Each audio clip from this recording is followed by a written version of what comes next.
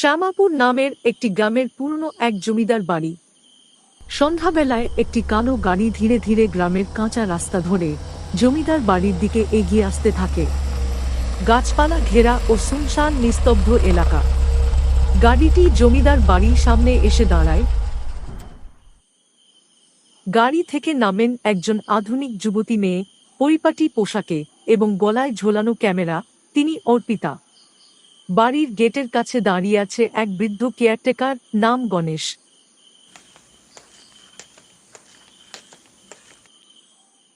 আপনি বুঝি অর্পিতা মেম সাহেব, শহর থেকে আসছেন? হ্যাঁ দাদু, আপনি নিশ্চয়ই ফোনে কথা বলেছিলেন। এই বাড়িটা কয়েকদিনের জন্য ভাড়া নিয়েছি। একটু নিরিবিলি জায়গায় কাজ করতে চাই। ঠিক আছে মেম সাহেব, আসুন, আপনার ঘর রেডি আছে। এই বাড়িটা বহু পুরনো, তবে আপনার চিন্তার কোনো কারণ নেই। অর্পিতা হাসে, কিন্তু চোখে থাকে এক রহস্যময় চাহনি। অর্পিতা ব্যাগ নিয়ে এগিয়ে যায় জমিদার বাড়ির দিকে। অর্পিতা তার ঘরে দাঁড়িয়ে তার বাবার সাথে ফোনে কথা বলছে। বাবা, আমি সাবধানে পৌঁছে গেছি। তুমি আর চিন্তা করো না। ঠিক আছে মা, নিজের খেয়াল রেখো। হ্যাঁ বাবা, তুমিও তোমার শরীর যত্ন নেবে এবং ওষুধ সময় করে খেয়ে নেবে। ঠিক আছে, তুমি তাড়াতাড়ি কাজ শেষ করে ফিরে এসো। ঠিক আছে বাবা। হঠাৎ পিছন থেকে গণেশবাবু বলে, মেম সাহেব, খাবার তৈরি, কিন্তু আপনাকে একটা কথা বলে রাখি, রাতে বাড়ির পেছনের বাগানে যাবেন না। কেন? ওদিক থেকে রাত হলেই আসে এক সুর, বাঁশির মতো। ওই সুর নাকি মানুষকে অবশ করে দেয়। বাঁশির সুর? হ্যাঁ, কেউ কেউ বলে অন্ধ এক ছেলে থাকে ওই জঙ্গলের ভেতর। কেউ বলে সে মানুষ না, কেউ বলে সে যন্ত্রণায় গায়। অর্পিতা কিছু না বলে চুপচাপ জানালার দিকে তাকিয়ে থাকে। হঠাৎ দূর থেকে ভেসে আসে এক মায়াবী বাঁশির সুর।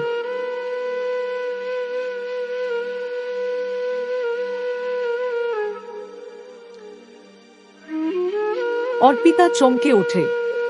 এটা তো এমন সুর তো জীবনে কখনো শুনিনি এর আগে।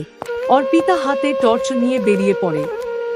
ঝোপঝাড় পেরিয়ে সে এগোতেই দেখে এক ছায়ামূর্তি বসে আছে গাছের নিচে, হাতে বাঁশি। সে চুপচাপ বাঁশি বাজাচ্ছে। অর্পিতা তার দিকে অপলক তাকিয়ে থাকে। তারপর জিজ্ঞাসা করে, তুমি কে? আমি কিছু না, আমি কেবল সেই সুর যাকে কেউ বোঝে না। তুমি কি অন্ধ? চোখে আলো নেই, কিন্তু সুরে সব দেখি। আচ্ছা, তোমার নাম কি? নীরব। তোমার সুর শুনলে মনে হয় যেন সময় থেমে গেছে। সময় তো কেবল তাদের জন্যই থামে যারা দেখতে পারে না। তুমি খুব আলাদা। তুমি চোখে দেখতে পাও না, অথচ এমন করে সুরে আঁকো চারপাশ। আমি চোখে দেখি না, তাই হয়তো অন্যরকম করে ছুতে পেরেছি সবকিছু। তুমি শহরের মেয়ে না? হ্যাঁ, এসেছি কয়েকটা স্কেচ করতে, প্রকৃতি আঁকতে, আর একটু অতীত খুঁজতে। আমি শিল্পী, তবে পুরনো গল্প, ইতিহাস, সেগুলো খুঁজতে আমি ভালোবাসি। অতীত? অতীত বড় বিষাক্ত জিনিস। এই গ্রামে একসময় একটা বড় মামলা হয়েছিল। জমির দখল, হত্যার অভিযোগ, সাক্ষ্য মুছে ফেলা। শুনেছ? না, বিস্তারিত নয়। তুমি জানো? না, অত মনে নেই, কিন্তু আমার দাদুর কাছে শুনেছি। সেই মামলার আয়েডভোকেট ছিলেন আমার বাবা। আমি একদিন তোমার দাদুর সঙ্গে দেখা করতে চাই। তিনি বেঁচে নেই। রাত গভীর, জমিদার বাড়ি নিস্তব্ধ। বিছানার উপর ছড়িয়ে রয়েছে পুরনো নথিপত্র ও ম্যাপ। অর্পিতা দরজা বন্ধ করে ধীরে ধীরে ব্যাগ খুলে বের করে শহর থেকে আনা কিছু দলিল ও কাগজপত্র। সে একটি পুরনো কাগজ খুলে পড়ে। ছোট করে লেখা রয়েছে, মূল সাক্ষ্য বদলানো হয়েছিল, সত্য জানে মাত্র একজন। 1998 সালের রায়, যেটা নাকি শেষ কথা, কিন্তু এখানে অনেক কিছু গায়েব। অর্পিতা আরেকটি কাগজ বের করে, সেখানে নাম নরেন মুখার্জি। এ তো ওই ছেলেটি, অর্থাৎ নীরবের দাদুর নাম। উনি বেঁচে থাকলে অনেক কিছু তাড়াতাড়ি জানা যেত, তবে তিনি নাকি আর বেঁচে নেই। হঠাৎ একটা শব্দ, জানালার বাইরে কারো ছায়া। অর্পিতা দৌড়ে জানালার কাছে যায়, কিন্তু কাউকে দেখা যায় না। হাওয়ায় উড়ে আসে একটি শুকনো পাতার টুকরো। তাতে লাল কালি দিয়ে লেখা, যদি জানো সত্য তাহলে মরার প্রস্তুতি রাখো। অর্পিতা চুপচাপ দাঁড়িয়ে থাকে। কে ছিল ওখানে? সকালবেলা ঘাটে বসে আছে নীরব, হাতে বাঁশি নেই আজ। নীরবের পাশে বসে আছে অর্পিতা। আজ বাঁশি বাজাচ্ছ না কেন? কিছু কিছু দিন এমন আসে যখন সুরও নীরব হয়ে যায়। তোমার দাদুর নাম নরেন মুখার্জি, তাই তো? নীরব একটু চমকে তাকায়। তুমি জানলে কিভাবে? জানলাম, কথায় কথায় বলেছিলাম না। আমি খুঁজতে ও জানতে ভালোবাসি। আমার বয়স তখন 4, আমরা শহরে থাকতাম। বাবা খুব শক্ত স্বভাবের মানুষ ছিলেন, তবে আমার দাদু এই গ্রামের জমিদার ছিলেন। হঠাৎ আমার ঠাকুমার মৃত্যুর খবর শুনে বাবা, আমি আর মা গ্রামে আসি। ঠিক তখনই একটা মামলা চলছিল এই গ্রামে। কেউ একজন জমির কাগজে জালিয়াতি করেছিল। বাবা সেটার খোঁজ পেয়েছিলেন। বাবা সব কথা দাদুকে জানিয়েছিল। হঠাৎ একদিন খবর এলো বাবা মারা গেছেন। সবাই বলল আত্মহত্যা, কিন্তু আমি শুনেছিলাম আগের রাতে মা আর বাবা খুব ঝগড়া করছিলেন, কারণ মামলার একটা ফাইল খুঁজে পাচ্ছিল না বাবা। তারপর যা ঘটল আমি কিছু মনে রাখতে পারিনি। কেবল মনে আছে একটা আগুন, প্রচণ্ড আলো এবং কিছু যেন এসে পড়ে আমার চোখে, আর তারপর অন্ধকার। সেই অন্ধকার এখনও আমার চোখে। তুমি সেই দুর্ঘটনায় চোখ হারিয়েছিলে? হ্যাঁ, বাড়িতে আগুন লাগে। সবাই বলে দুর্ঘটনা, কিন্তু আমি নিশ্চিত সেটা ছিল পরিকল্পনা। আর জানো, আমি সেদিন আমার মাকে হারিয়েছিলাম। আর আজ হলো সেই দিন। কেউ চেয়েছিল বাবা যেন সত্যি বের করতে না পারেন। তাহলে ওটা নিছক আত্মহত্যা নয়, ওটা খুন ছিল। দুজন কিছুক্ষণ চুপ করে থাকে। পাখিরা উড়ে যাচ্ছে। নীরবের মুখে এক বিষণ্ণতা খেলে যায়। অর্পিতা নিজের ঘরে বিছানার উপর বসে আছে। তার সামনে ছড়ানো দলিল, ম্যাপ, পুরনো কাগজ। অর্পিতা একটি ফাইল খুলে দেখে তাতে লেখা মামলা নম্বর 245, ডিভিশন 1998। সেই মামলার সময় নরেন মুখার্জি সাক্ষী দিয়েছিলেন, তারপর হঠাৎ নিঃশব্দ হয়ে যান। কিসের ভয়ে? তার সামনে আরেকটি ফাইল রাখা, ফাইলের উপর লেখা দেবাশিস মুখার্জি, মৃত্যু, আত্মহত্যা। দেবাশিস মানে নীরবের বাবা? হঠাৎ দরজায় টোকা পড়ার শব্দ হয়। অর্পিতা চমকে উঠে ফাইল লুকিয়ে ফেলে। গণেশবাবু দাঁড়িয়ে দরজায় সামনে, হাতে খাবারের থালা। মেম সাহেব, খাবার নিয়ে এলাম, কিন্তু সাবধানে থাকবেন। আজকে সন্ধ্যায় কে যেন বারান্দার ছাদে হেঁটে গেছে। ছাদে? হ্যাঁ, আমি ডাকতেই সরে গেল। গণেশবাবু চলে যান। অর্পিতা দরজা বন্ধ করে আবার ফাইল খুলে বসে। হঠাৎ বাইরে বাঁশির করুণ এক সুর বেজে ওঠে। অর্পিতা জানালার কাছে গিয়ে দাঁড়ায়।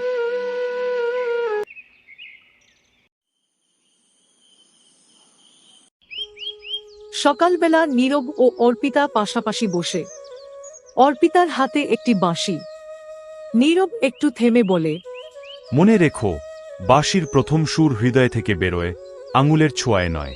কিন্তু তুমি কিভাবে বোঝো আমি ঠিক ধরেছি না ভুল? আমি শুনি কান দিয়ে না, আমি শুনি মন দিয়ে। তোমার প্রতিটা শ্বাস বলছে তুমি ভালোবাসতে চাইছো এই সুরকে। অর্পিতা চুপ করে থাকে, তারপর নীরবের দিকে তাকিয়ে বলে, তুমি জানো, আমার জীবনে কেউ এমনভাবে কোনো কিছু শেখায়নি। কারণ হয়তো কেউ কখনো তোমার মনের সুর শুনে বোঝার চেষ্টা করেনি। দুজনের চোখে একে অপরের প্রতি নরম সখ্যতা। দুপুরবেলা অর্পিতা বিছানায় বসে নতুন করে খুঁজে পাওয়া কিছু পুরনো দলিলের ফাইল ঘাঁটছে। হঠাৎ একটি হলুদ হয়ে যাওয়া ছবি পড়ে যায়। অর্পিতা ছবিটি হাতে তুলে নেয়, চোখ বিস্ময়ে বড় হয়ে যায়। ছবিতে দেখা যায় গ্রাম্য পঞ্চায়েতের এক সভা। সামনের সারিতে দাঁড়িয়ে আছে তার বাবা অজয় সাহা এবং নীরবের বাবা দেবাশিস মুখার্জি। এ কি? বাবা আর নীরবের বাবা একসঙ্গে? সে পাশের নথিপত্র পড়ে।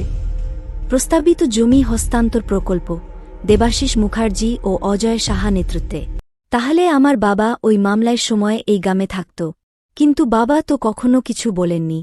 বিকালে অর্পিতা বাঁশি বাজাতে শেখার চেষ্টা করছে, ভুল করে বসে। নীরব হাসে। সে অর্পিতার হাত নিজের হাত দিয়ে ঠিক করে দেয়। অর্পিতা থমকে যায়।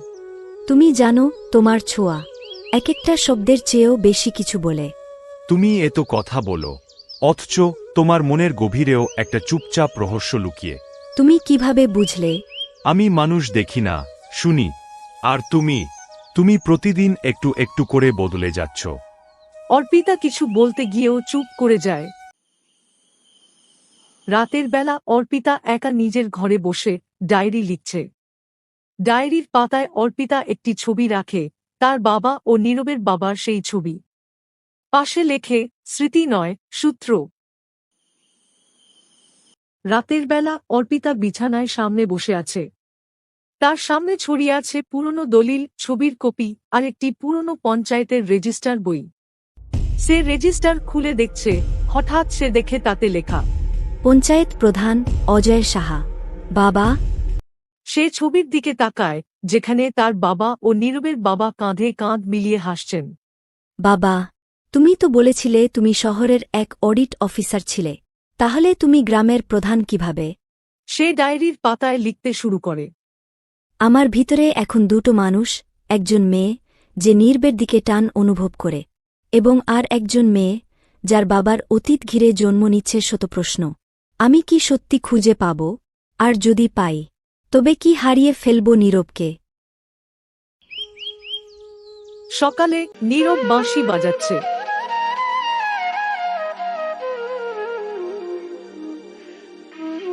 অর্পিতা পাশে গিয়ে বসে।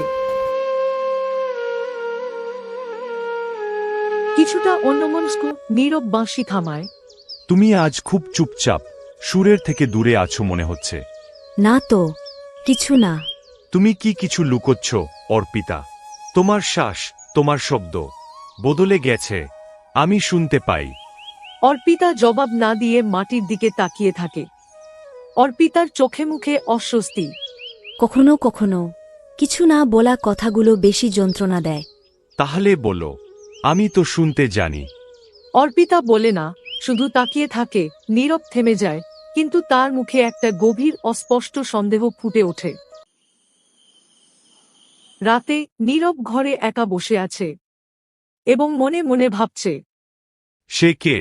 শহরের শিল্পী, নাকি কেউ যে আমাকে কিছু জানাতে ভয় পায়? তার প্রতিটা কথা যেন লুকিয়ে রাখা ছায়া। সে তার পাশে রাখা পুরনো বাঁশি হাতে নেয়, যেটা সে বাজায় না, যত্ন করে রেখে দিয়েছে।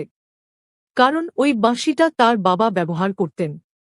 বাবা, তুমি যে দিন চলে গেলে, সেদিন সবাই বলল তুমি নিজেই হার মেনে নিয়েছিলে। কিন্তু আমার মন কেন বলে, তুমি হার মানোনি, তোমাকে হারতে বাধ্য করা হয়েছিল। পরদিন সকালে নীরব ও অর্পিতা মুখোমুখি দাঁড়িয়ে। আজ নীরবের কাছে বাঁশি নেই, নীরবের মুখ গম্ভীর। তুমি একজন শিল্পী হয়ে এসেছিলে, অর্পিতা। কিন্তু তুমি কি শুধুই শিল্পী? তুমি কি জানো আমার বাবা কেন মারা গিয়েছিলেন? আমি জানি না, কিন্তু জানার চেষ্টা করছি। তাহলে তুমি জানো। তুমি আমার মতোই খুঁজছ, কিন্তু তুমি লুকিয়ে রাখছ কেন? কারণ আমি ভয় পাই, যদি সত্যিটা এমন হয় যা আমাদের আলাদা করে দেয়। কি কথা? অর্পিতা নীরবের চোখের দিকে তাকিয়ে চুপ করে থাকে। নীরব মুখ ফিরিয়ে নেয়। অর্পিতা দাঁড়িয়ে থাকে চুপচাপ করে। গ্রামের পোস্ট অফিসের বাইরে কয়েকজন গ্রামবাসী চুপচাপ দাঁড়িয়ে। একজন পোস্ট অফিসের কর্মচারী একটি খাম হাতে নিয়ে অবাক মুখে তাকিয়ে আছে। খামে লেখা, ডিএসপি অর্পিতা মুখার্জি। পাশে দাঁড়িয়ে থাকা এক বয়স্ক লোক বিস্ময়ে বলে, ডিএসপি, এ তো সেই শহরের মেয়ে, যে নাকি শিল্পী। মানে উনি একজন পুলিশ অফিসার? এই কথা মুখে মুখে ছড়িয়ে পড়ে। দুপুরবেলা পুকুর পাড়ে নীরব বসে আছে একা। পিছন থেকে একজন আসে, সেই পোস্ট অফিস কর্মচারী। নীরব দা, একটা কথা শুনেছ? কি কথা? তুমি জানো, অর্পিতা ম্যাডাম একজন ডিএসপি, একজন পুলিশ অফিসার। নীরব ধীরে ধীরে উঠে দাঁড়ায়।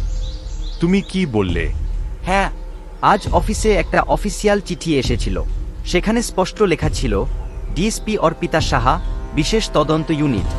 কোনো কথা বলে না, কেবল পেছন ফিরে চলে যায়, চোখে গভীর শূন্যতা।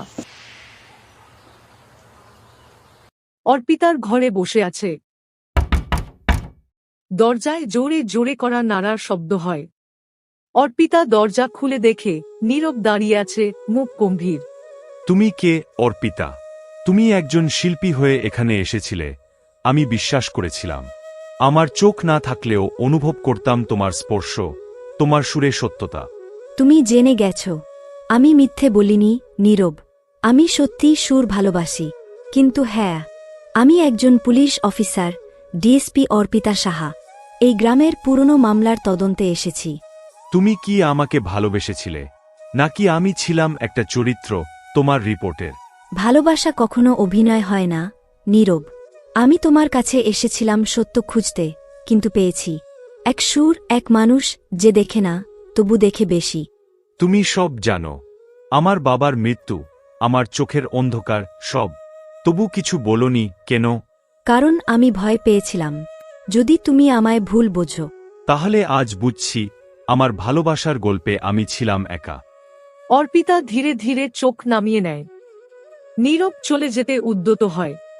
তুমি যদি আজ চলে যাও, তাহলে জানবে না তোমার বাবার মৃত্যুর কেস আজও বন্ধ হয়নি। আমি এসেছি সেটা শেষ করতে। নীরব থেমে যায়, তবে পেছন ফিরে চায় না। তাহলে সত্যি বলল, অর্পিতা, আমার বাবার মৃত্যু কি দুর্ঘটনা ছিল? অর্পিতার স্তব্ধ মুখে দাঁড়িয়ে থাকে। সন্ধ্যায় অর্পিতা একা বসে ডায়েরি লিখছে। সে চলে গেল, কিন্তু রেখে গেল এক প্রশ্ন। ভালোবাসা আর দায়িত্ব কি কখনো পাশাপাশি হাঁটতে পারে? আমি একজন পুলিশ অফিসার, কিন্তু তার চেয়েও আগে আমি একজন মানুষ। এবং তার চেয়েও আগে আমি তার নামহীন সুরের একজন শ্রোতা। গভীর রাত, অর্পিতা ফোন হাতে নিয়ে দ্বিধায় পড়ে। একটু থেমে বাবার নম্বরে কল দেয়।